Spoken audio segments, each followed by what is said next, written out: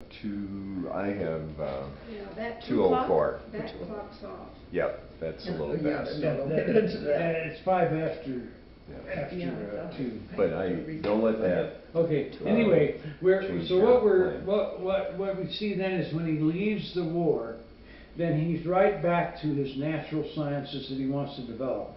And he begins to meet some really important people that will affect his life, be lifelong companions and friends. He's getting into his science that's going to be like in a university where you really get good things going. You got the interplay of the minds working, and he begins to meet people at national and international level. He's becoming, he has a he begins to take some geological excursions that will be with some of these people, and many of these people will be important in his life to develop his mind and develop his thinking and be able to challenge him. That's part of the science and the learning that he had to go through. He winds up with a teaching post at the Institute Catholique, and that's part of his process. Now, the next thing that happened was through meeting some of these people, he begins to he meets a guy by the name of Emile Lucent, who's done some exploration in China, and he needs somebody who can do identification and classifying of what they're exploring, which was Teilhard's great ability as a brilliant research scientist. He was really good at it, and a very sought out lecturer. So Lucent's got enough sense to say, why don't you go to China with me? Well, he was interested in going to China. He had a brother go over there and talked about it. He was very fascinated by what he wrote. And so he always became, from way back, and certainly in his Cairo years, he really developed an interest in to go to China. So this gave him an opportunity. So he jumped on the opportunity to go, and they took several trips within that season of going to China, and that really develops his science because it's so huge, it's so large, and it's so different, and he has to qualify and handle all that and understand it. That makes him do all kinds of expanding in his whole view of everything, and so that is also a very tense time, because China's going through a great civil unrest. Warlords are all over the place. They're trying to get that settled down. There's civil war. They have to have an army a lot of times help them through passes and get across places. And they got trapped in Mongolia, where they couldn't get one way or the other because the battling that was going on around them. You know, it was a time in which gaining the scientific knowledge had a life and death aspect to it. They were not in a nice situation at all in a good bit of that time. And so he winds up getting into historical and geographical research, and he lends a great deal of basis to the geological understanding of the nature of the Chinese continent, the Chinese part of Asia, and he connects it to, eventually will connect that information to Burma and to Thailand and how it fits into all that. And so much so, and he was so good at this so early on, that he quickly was making friends with the Chinese, and they were respecting him. And again, he had that marvelous attitude. You know, I cannot find any place where Teilhard makes a judgment against anybody. He doesn't give up ever on what he believes in, but he doesn't judge people, and he certainly doesn't do it in a comparative manner. This is, I'm better than you. And so what he does is, these people become his friends because he's able to talk with them, and he listens to them, and he can talk back, and he's not judging them, so he's saying it nicely, and so he makes a great friendship. Eventually, it will get to the point that Mao Tse-tung is aware of him and gives his support to him. Wow. And so in the process, he was raised to the point of being the international consultant in neurosciences for China. I mean, it's a prestigious little job. I mean, indication. that'll come a little later than where we are, but he's at that point. And he hits a very interesting thing when he's getting through this period, when he says, historical and geographical research is empty and deceptive. Now, this is really interesting for him to say that, because his science has been there so much in that, looking back and all that, and he's saying, it's really kind of dead. And it's not too interesting here. And so what he really begins to see is, rather what's interesting to him is the future of what you're going to do with all this science you're learning. This is life itself then. And he says that's what's really interesting. And so it's very curious that he makes this transition point at this time when he begins to see that the science that he was so deeply involved in was going to be most important when he added it, when he put it to the future to see where it was going to go, and that would take him into life. He goes back to Paris in 24. He's only over there for a year and a half or something like that. He winds up back in Paris, and he gets right into his business of getting his doctorate and all that done at the Sorbonne, and a whole bunch of stuff to get that all in place. But he also is asked to write an article about some issues regarding original sin, and nobody knows who did it or where that manuscript got out in the hands of somebody, but that eventually wound up in Rome, and that set the fire off. That set the fireworks off, and they said no, you can't. And by this time he's ready to print his book, and finishes his Divine Milieu in 26 and 27. He's ready to print that, and they say no, you won't. They wouldn't give him permission, an imprimatur, to print the book. And that's because, and the Divine Milieu is so poetic and so prosaic, and not prosaic, anyway, so full of that whole kind of thinking that's in the form of mysticism and not in the form of science. And yet probably that paper that got put out was the one that really set them off, and might have been all they ever read. And that was the great problem that the Catholic hierarchy would have with them, was they hadn't been reading him. And so that sets up his second trip to China, when he really leaves in disgrace. Hey, just quick question there. Was there a particular heresy that they were lifting above all else to two or three tag on? One of them is going to be the problem of pantheism. Okay. Because they've already spotted that in him. And if you understand his love of nature, and you don't understand his undergirding with divinity within it, you'll see him as a pantheist. He calls himself a Entheist. A pantheist. No, panentheist. A panentheist. That's what he said. He Yep. said, I'm a panentheist. But the other one that really ticked them and really got them scared off was his beginning to see that he was going to have to completely rediscuss the nature of original sin. And that will get developed a whole lot as he develops his science of evolution, when he begins to talk about you never have two of anything that starts off a new thing. You only have a crowd, because it takes a crowd to get a new breakthrough in evolution. You don't ever get just two that and flower and everything. He said there's way too much experience of too much testing and things that work and don't work, that it takes a crowd to pull it off. So he's saying that humankind has got a whole lot of ancestors, not just two. Oh, I see. And of course, that really confuses Genesis and Adam and Eve. Okay. It really sets off. Maybe, yeah. Well, it brings up the theology of redemption too. And yeah, the whole nature of redemption then becomes very cool. You have to really do some, that really set them off. And they sensed it. I don't think they identified. I doubt they even had sense enough to say that it would set up the redemption. They might have. But they didn't accuse him of that, in a sense. But it does.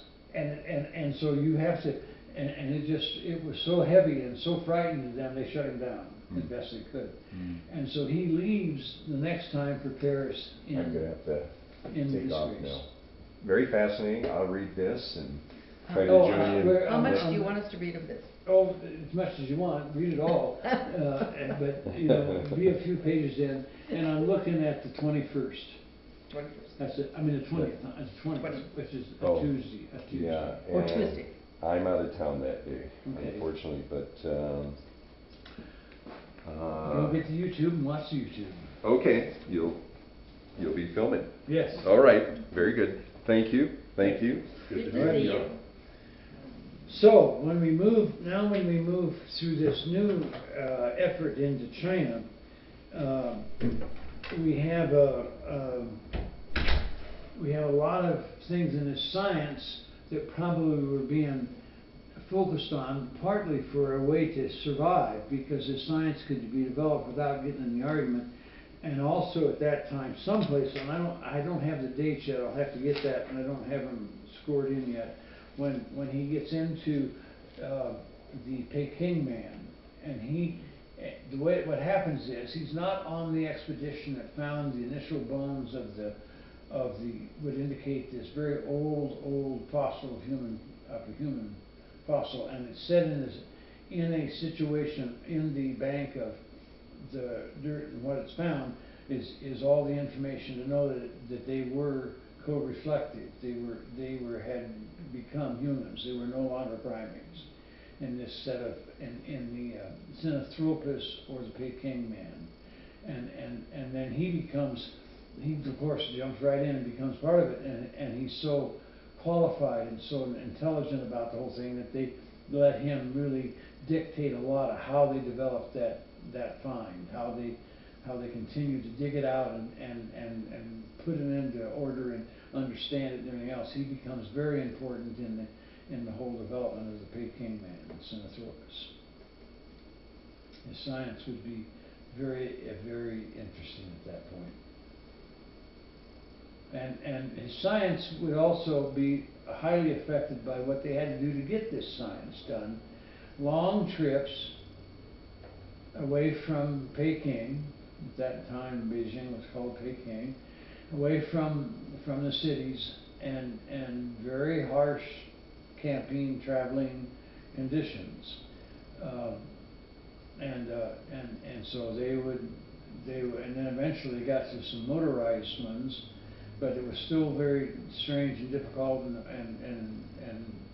be away from everything normal, and you know, it was harsh, it was difficult stuff that would take him into. No paved roads. No paved roads, no roads have most of the time, I'm sure, and you know, and they just had to make it work, and they had these special units they get a hold of from America that are, I think they might have been tracked vehicles that had tracks on them and a couple tires out front. Is this in the Gobi? Yeah, oh yeah, all over the wild, and he'll go as far as almost to Europe, to Eastern Europe in that work. But his work in science then is stabilizing. He's very good at it. He's very detailed about it. He's very precise, and those kind of thoughts and those kind of attitudes will fill right into his life in his work in the spirit also, and we'll see that development. Sometime along with that science that goes through Japan, through China, he will be back and forth in and out of China. Back to Europe? Huh? Back to Europe? Yeah, when he could, he'd go back to France, see his family, and so on. And he will find, and I don't have the exact number of trips when he was where. He crosses through America. He went through Colorado at one point, and you know, took the train. So he would have gone through the Moffat Tunnel, and you know, he saw our country a little bit, and he was around, and so he was across America a couple of times in his travels. He traveled into nations around in Burma, into Tibet, and then India. I don't know if he ever traveled in Japan, I don't think he did. He might have been there once. Anyway, he moved around quite a bit during all this time in his science and his work, and he's doing a lot of writing. He's beginning to do a lot more writing all along of his, underneath all his science. He's now got this other thing really going, which broke loose in the war years and became, will eventually be the grit to ascendancy. It will be, just like he will describe it in evolution, he will ascend into where he's more into talking about the spirit, and his physical science will be less and less emphasized. When he goes back in 37, I think it is, to China, at least that's when he leaves or something, heads that direction. I don't know exactly when he gets there. When he gets there, he gets trapped. And so for the entire Second World War, he's in Peking. He can't go on expeditions. The country is way too wild out there with warlords and civil war, and so and all the things going on with Mao Tse-tung and all the things he's doing, which we saw recently. You know, he can't leave Peking, so he can't do his expeditions. He's got 2 museums that he's trying to get organized and put together, and that's about as all the science he can do. But then he has time to do some things that are part of him, and he takes that science and puts it to work in trying to understand the religions of India, China, and Japan, and show their place within the evolutionary development. That's a very important season for him. It's a season when he polishes his major work called The Human Phenomenon, which will become the most important single thing he writes in one sense, the largest single thing he writes, and not the first thing you read. It's when it's for scientists, and when you're ready for it, you'll know, and if you're not, and you start to read it, you'll say, no, it's not ready. Leave that alone, and so on. But he polishes that and brings that back out. He comes out of China, and in 47 he'll try and take that to Rome in order to get it printed, and they'll turn him down again. And so then and they pretty much at that point ask him to leave France a second time, because they're getting too excited about him over there, and they can't handle what he's turning loose. So he complies and leaves, and chooses, he chooses to be out of France. He chose to leave France because he entered into an agreement that he would stop teaching and working in these fields that he was exploding into, that was science into religion and theology and so on. And so he left in kind of disgrace that second time, but by agreement that he would leave. It was the second time the same thing, and so he kind of moved around a little bit to see where he might land and call home, and he made New York his home. But he would travel to as far away as South Africa in that time too. He would still be chasing his science. I mean, they practically have to carry him on a you know, he'd get porters to carry him, because he couldn't get around too much at that late time. But he'd still go out and poke on fossils and figure out what's going on.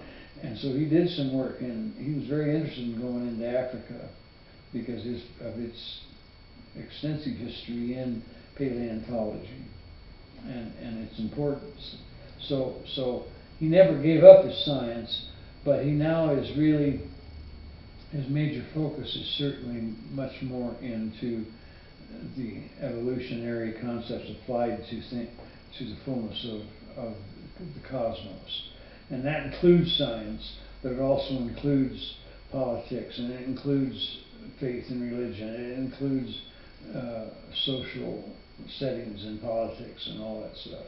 Did Rome ever publish any of his works? None? They never allowed him. And he said it doesn't matter anymore. By then he had developed little concepts on the noosphere, and he said, I've said it, it's out there, and it's not going away. He said, I don't have to write it, I don't have to get it in a book form, it's going to get spread around. You can't stop it.